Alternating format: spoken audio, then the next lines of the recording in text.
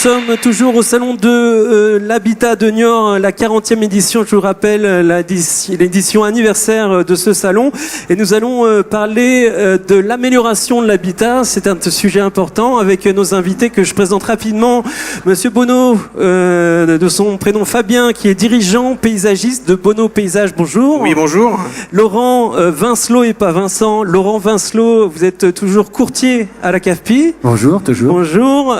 François-Xavier Berthaud, toujours à la DIL aussi. Vous aurez l'occasion de nous en parler un peu plus. Et puis, nos invités exceptionnels pendant ce salon de l'habitat, Sophie Ferjani. Sophie Ferjani qui a son émission donc sur M6 avec Stéphane Plaza, qui sont donc tous les deux animateurs. Je ne sais plus comment vous présenter. Voilà, Sophie qui est d'abord son métier d'architecte d'intérieur et Stéphane son métier d'agent immobilier, mais aussi beaucoup d'activités à la télévision, au théâtre pour Stéphane et plein de choses dans la vie, quoi. Donc le paysagiste en coin, vous êtes à la tête donc d'une société d'aménagement de l'extérieur. Oui, c'est Comment ça. se porte ce marché aujourd'hui? Très bien, beaucoup mieux.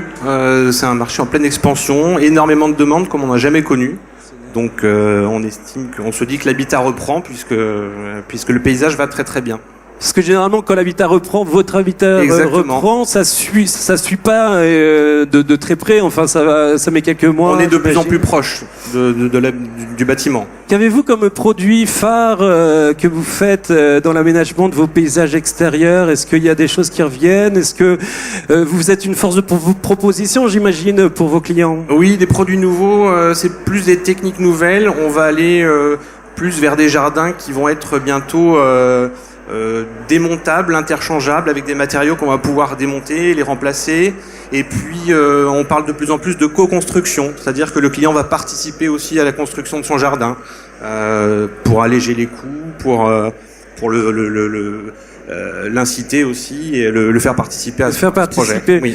Alors, les gens qui passent la porte d'un paysagiste, des fois, on peut avoir un peu peur parce qu'on se dit, ça va me coûter un peu cher.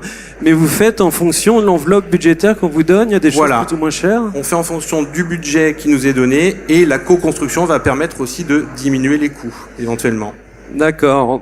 Très bien. Du côté des courtiers à la CAFPI, moi, j'ai appris que vous prêtiez non seulement pour construire ou pour acheter, mais vous cherchiez aussi des prêts pour aménager. Alors, on prête pas, on cherche. Donc notre métier, c'est effectivement de négocier les meilleures solutions, les meilleures conditions de financement. Premier grand métier, c'est le prêt IMO, donc pour les primo-accessions, mais c'est aussi très valable pour tout ce qui relève de l'amélioration de l'habitat, puisqu'en fonction des montants... Ça, les gens ne le savent pas forcément, hein. On vient vous voir vraiment pour acheter ou pour effectivement, trouver un prêt, mais pas forcément pour l'amélioration de l'habitat, quoi. L'enjeu, c'est de trouver toutes les solutions de financement possibles, donc que ce soit l'acquisition ou les travaux pour l'amélioration de l'habitat. Donc en fonction du montant des travaux, ça peut être un prêt immobilier classique, négocié avec les établissements bancaires. Et puis il y a différentes solutions comme le regroupement de crédit aussi. Ça, c'est quelque chose qui est très très très important.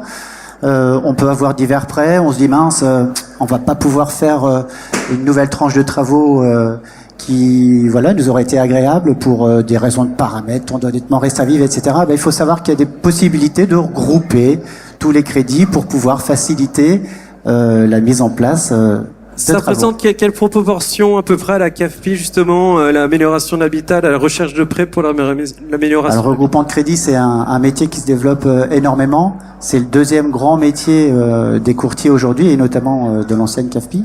Ça représente plusieurs centaines de millions d'euros chaque année. Donc c'est une donnée extrêmement importante. Alors il faut savoir que c'est pas les partenaires bancaires classiques qui se positionnent sur le regroupement de crédit, ce sont des établissements spécialisés. L'essentiel, c'est est-ce qu'il faut faire des travaux? Oui. Il y a des professionnels de l'immobilier? Oui.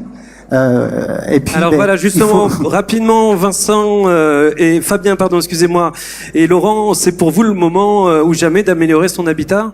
Oui. J'ai oublié de vous poser la question. Oui, c'est le moment. Parce que c'est le thème quand même de l'émission. C'est ça, c'est le moment d'améliorer l'habitat et j'ai envie de dire, ça peut être aussi une aide à la vente, l'amélioration de l'habitat. Je pense que Stéphane est là pour le dire aussi, c'est-à-dire que... Oui, moi je dis oui. Oui. Le coup de cœur se crée dans les 90 premières secondes. Voilà. Donc un beau jardin, tout de suite on entre, il y a un beau jardin. Ça, c'est un secret du métier. Non mais on voit d'abord l'extérieur avant l'intérieur. Donc forcément quand il y a un extérieur, c'est toujours important parce qu'on s'attarde. Quand on vend, on a toujours tendance à s'attarder à l'intérieur. Mais si vous n'avez pas entretenu vos jardins, si la pelouse n'est pas tondue, etc. Il y a des personnes qui arrivent toujours avant, les agents immobiliers qui sont toujours en retard, et donc ils se barrent sans visiter la maison. C'est ça. Sophie Ferjani, donc je vous disais tout à l'heure, vous êtes architecte Ferjani. La fée Ferjani, oui, c'est vrai. Vous êtes un petit peu la fée de la décoration sur M6. Partout. Sur M6, partout. Aux côtés de Stéphane, donc, et à chaque fois, on voit vos yeux briller quand on parle décoration. C'est vraiment quelque chose que vous avez, qui vous tient à cœur. Non seulement vous en avez fait votre métier, mais c'est aussi une passion.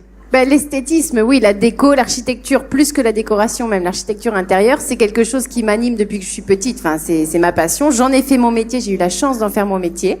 Et effectivement, le vrai bonheur, en fait, au-delà de la décoration, c'est de faire plaisir aux clients. C'est de voir les yeux des clients qui pétillent au-delà des miens, quoi.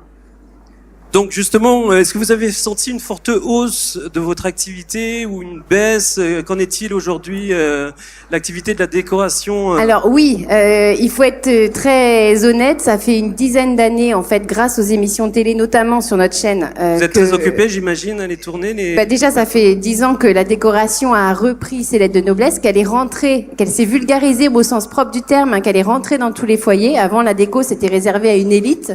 On investissait beaucoup d'argent, on savait pas si c'était bien ou pas, mais on avait une somme, on le faisait, puis on se disait, bah ça doit être beau, je suppose, puisque j'ai payé cher.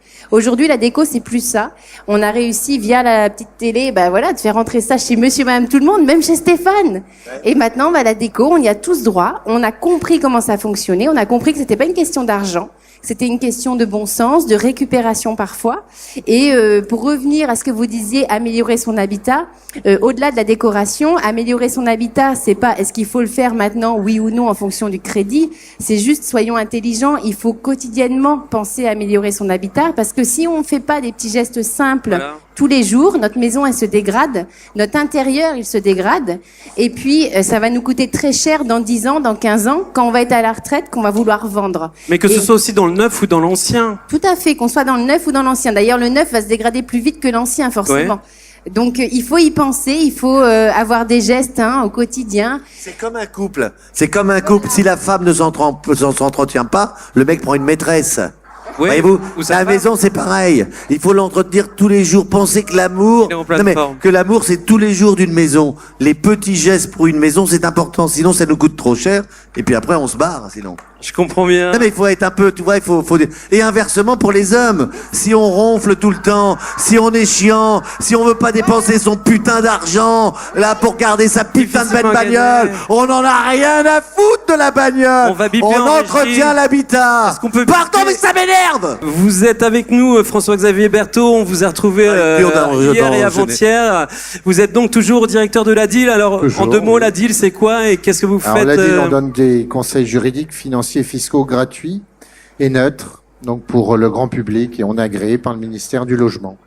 D'accord. Et dans le cadre de l'émission qui parle donc de l'amélioration de l'habitat, à quel moment vous intervenez? Est-ce que pour vous c'est le moment d'améliorer son habitat? Alors oui, c'est le moment d'améliorer, notamment l'amélioration. Alors bien sûr la décoration, je ne vais pas aller bien évidemment à l'encontre, au contraire. Oui, parce qu'il y a l'amélioration côté décoration, mais il y a aussi l'amélioration par des fenêtres avant de faire la déco, effectivement, l'isolation, les fenêtres, tout à fait, voilà, la toiture, enfin tout ça c'est important. Je pense mais est-ce qu'aujourd'hui, si on veut refaire ces fenêtres, on n'est pas obligé, il n'y a pas des normes, on n'est pas obligé où on peut faire ce qu'on veut? On n'est pas obligé. Après, il se trouve que des fois on a des aides de ville, ça dépend. Il y a des énormes aides, si on est dans des couloirs aériens ou autres, il faut se renseigner ou même tout ça. Donc on peut avoir donc du double voire du triple vitrage et avoir des aides. Donc ce serait bête de s'en passer. Mais il faut savoir aussi que c'est un bien-être. C'est aussi des économies d'énergie, une isolation importante. C'est aussi penser à la planète. Voilà. Donc tous et puis on économise du pognon parce que tout le monde dit il faut penser à la planète, mais le fin mot de l'histoire, c'est que l'humain pense qu'au pognon. Enfin toujours est-il que le bien-être chez soi c'est important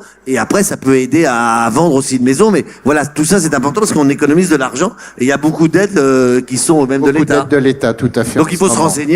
On peut se renseigner comment en fait sur un site internet? Eh bien, au niveau des Deux-Sèvres, c'est la DIL qui fait le donc il faut taper sur internet. Eh ben voilà, tout à fait. Ou notre numéro de téléphone 05 49 28 08 08. Sophie, juste parce que vous partez, qu'on profite encore un peu de votre présence.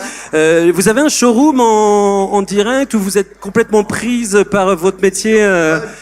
Excellente question. Comme c'est mignon. J'ouvre effectivement un concept store déco à Marseille parce que je me suis... Vive Marseille! Allez l'OM. Je me suis exilée à Marseille, voilà, parce qu'il est jamais trop tard pour accomplir ses rêves. Donc voilà, j'ai décidé de partir. C'était un rêve de partir à Marseille? C'était un rêve d'aller vivre au soleil comme beaucoup, je crois. Et puis j'aime cette ville. Le soleil, pas forcément Marseille. Pas forcément Marseille, mais j'aime cette ville au-delà du soleil. Donc voilà, on ouvre une boutique à Marseille où on pourra trouver de la décoration, mais aussi du conseil avec des architectes sur place. Mais voilà, après c'est vrai que ça fait moi 11 ans que j'ai ma société, que depuis qu'on fait de la télé avec Stéphane, ça s'est emballé. On n'est plus que... Il nous prend tout mon temps, cet homme, voilà. J'ai plus le temps de faire autre chose. 3 enfants. Et 3 enfants, mais c'est pas les tiens, Stéphane. Mais et donc... Ça, il est sûr dans sa tête qu'il a eu 3 enfants avec vous. Il en est certain. Il pense à l'héritage. Et donc voilà, j'avais plus le temps. Il les connaît, il les a rencontrés, j'imagine. Mais bien sûr. Ton plaza. Non, mais vous avez une complicité, en tout cas, qui se voit à l'antenne et qui se voit aussi dans la vraie vie, une complicité réelle Alors, entre on n'a vous pas deux. beaucoup le temps de se voir en dehors, parce qu'on est très pris. Hein. Vous l'avez vu, les week-ends, on les passe avec vous, donc voilà. Ouais. Mais c'est vrai qu'on est vraiment amis, donc on Avec une essaye équipe se de voir. tournage sympa aussi. Ouais, toujours. C'est la fin de cette émission. On retrouve Stéphane Plaza là pour signer des autographes et pour faire des photos surtout plutôt que de signer des autographes. Alors oui, comme on va avoir très peu de temps, on va signer les autographes très rapidement. Voilà. Et puis et surtout, on peut applaudir tous ceux qui ont fait le plateau. Et on libère Sophie Ferjani qui s'en va. On se retrouve Merci à tout le 17h monde. pour une nouvelle émission. À tout de suite. Au revoir. Merci beaucoup.